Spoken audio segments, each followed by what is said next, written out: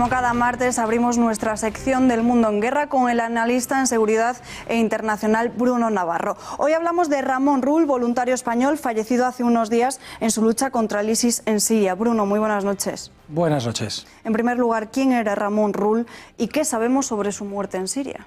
Bueno, Ramón Rull Linghoff forma parte de esos centenares, al menos, de europeos, principalmente occidentales en general, que luchan contra el Estado Islámico como voluntarios en Siria e Irak, ahora sobre todo en Siria. Era, por lo tanto, un voluntario contra el Estado Islámico, alguien que había partido sin el apoyo y el respaldo de su gobierno y de su ejército, sino, como podríamos decir, por libre. Es, por tanto, a mi modo de ver, algo bastante, muy respetable. Era un valiente, un héroe que ha fallecido combatiendo el Estado Islámico.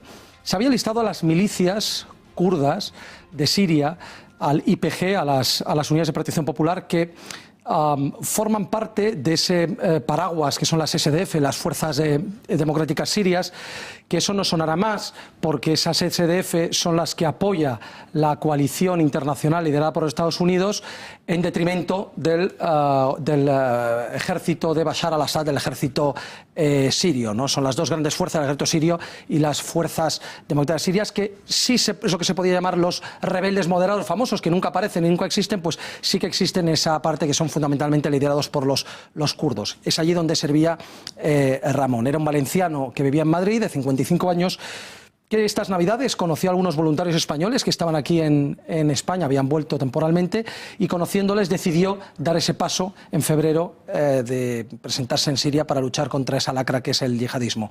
No tenía formación militar prácticamente y la adquirió allí sobre la marcha, como hacen los voluntarios, y bueno, al final, en un combate en una ciudad siria, él iba enrolado dentro de una patrulla, formaba parte de una patrulla de las SDF, donde había combatientes kurdos y voluntarios extranjeros, no entre ellos varios españoles, no solamente él, ¿no?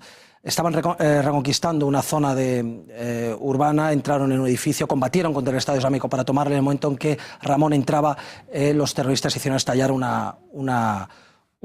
explosivo que le mató a él, dejó varios heridos, entre ellos otro español que afortunadamente está fuera de peligro ya y recuperándose rápidamente, ¿no? Y Bruno, se trata del segundo español muerto en territorio sirio tras el fallecimiento de otro joven, de Samuel Prada. ¿Qué nos puedes contar de este? Pues es otro valiente, en este caso bastante más joven, de 24 años, ¿no? Su nombre de guerra allí era Barán Galicia, le llamaban.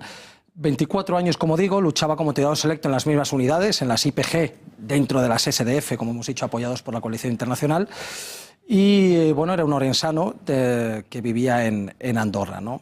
El verano pasado, en este caso su experiencia fue distinta, el verano pasado fue como cooperante al Kurdistán sirio, y allí, conociendo de primera mano la situación, decidió volver, pero ya como combatiente, como soldado. En julio del año pasado, se llevaba bastantes meses. Tampoco tenía experiencia militar y simplemente quería ayudar de la mejor forma posible a los más necesitados. En su caso, murió en Afrin, que es un enclave al noroeste de Siria, y en este caso, lamentablemente, no murió de manos del Estado Islámico, sino de los turcos, que se supone que son nuestros aliados y que, como todos sabemos, han invadido el norte de Siria, y en esa lucha por la defensa de Afrin, que finalmente cayó víctima de un misil turco que le mató a él y a otro voluntario extranjero francés y a otro holandés.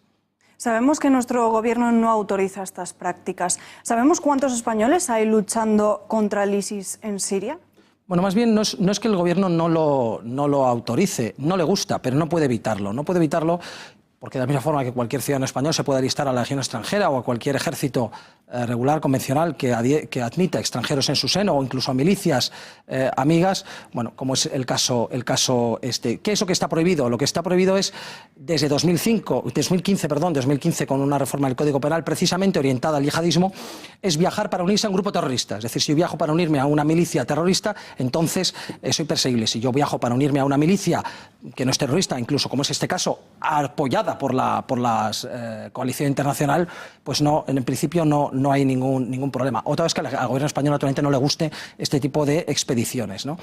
Hay que dejar claro que no son mercenarios. El financiamiento mercenario voluntario, fundamentalmente, por resumirlo, es que el mercenario cobraría un dinero muy superior a lo que un combatiente de ese país cobraría. En este caso, si cobran lo mismo que cualquier otro combatiente kurdo con su empleo, con su grado. Y el número es un misterio, ¿no?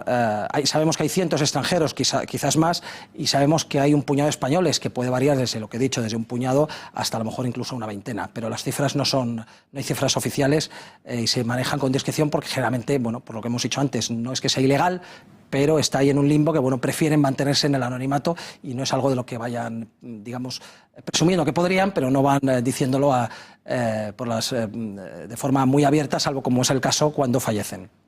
Comentabas ahora que al gobierno español no le gustan este tipo de expediciones. ¿Sabemos el por qué? Bueno, las expediciones, a fin de cuentas, el gobierno español, como todos los gobiernos, les da pánico que haya... es que hay que verlo desde un punto de vista, es decir, hay que entender, es decir, el gobierno español se encuentra con que hay una serie de españoles tomando las armas de una forma no controlada por ellos en unas guerras en las que en principio, como es este caso, sí que están digamos, en un bando que nosotros apoyamos de forma indirecta, ¿no? No estamos en la coalición en Siria, pero formamos parte de coalición en Irak, etcétera.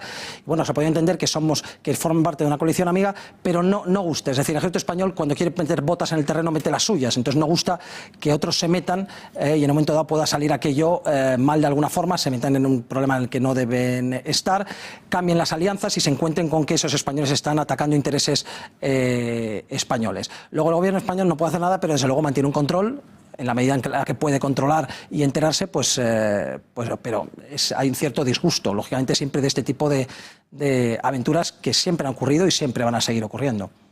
Las informaciones que aparecen sobre Siria son siempre algo confusas. ¿Cuál es el estado actual de la guerra entre al-Assad y el Estado Islámico? Bueno, entre al-Assad y el Estado Islámico, el ejército sirio está ganando la guerra contra el Estado Islámico, y no solamente el Estado Islámico, sino con todos los grupos yihadistas que hay en el país o los que quedan, ¿no? Recordamos que ha limpiado las bolsas al este de Damasco, las bolsas de Guta y Duma, esas que han sido tan controvertidas hace unas semanas, y hoy mismo, hace unas horas, ha limpiado la última bolsa de Damasco que estaba al sur. Hablábamos la semana pasada, hace 2 semanas, sobre ello, que es la bolsa de Yarmouk, que era un antiguo, bastante famoso campo de refugiados palestinos, que estaba tomado por el Estado Islámico. Lo ha limpiado hoy mismo, se han hecho ya con el control del campo, y esto ha hecho que por fin Damasco, después de años, esté absolutamente liberada de yihadistas, ya es libre. ¿Hacia dónde se están dirigiendo ahora mismo las fuerzas de Assad? Al extremo sur del país, donde hay una bolsa bastante grande de yihadistas y otra parte de Estado Islámico que está en la frontera con Jordania y con los Altos del Golán, que están ocupados por Israel. Este va a ser el próximo combate y tiene mucho interés porque es problemático. Está muy bien limpiar a los yihadistas y al Estado Islámico, o sea, a los yihadistas, digamos, convencionales y al Estado Islámico. El problema es que la frontera con Jordania no debería plantear ningún problema. El problema es que al otro lado del otro tramo de frontera están los israelíes. Es decir, hay muchas posibilidades de que se produzca algún tipo de que estalle algún tipo de violencia mucho más grave y que los israelíes se pudieran involucrar, ¿no? En ello. Esperemos que eso no ocurra y que puedan limpiar la bolsa de forma normal.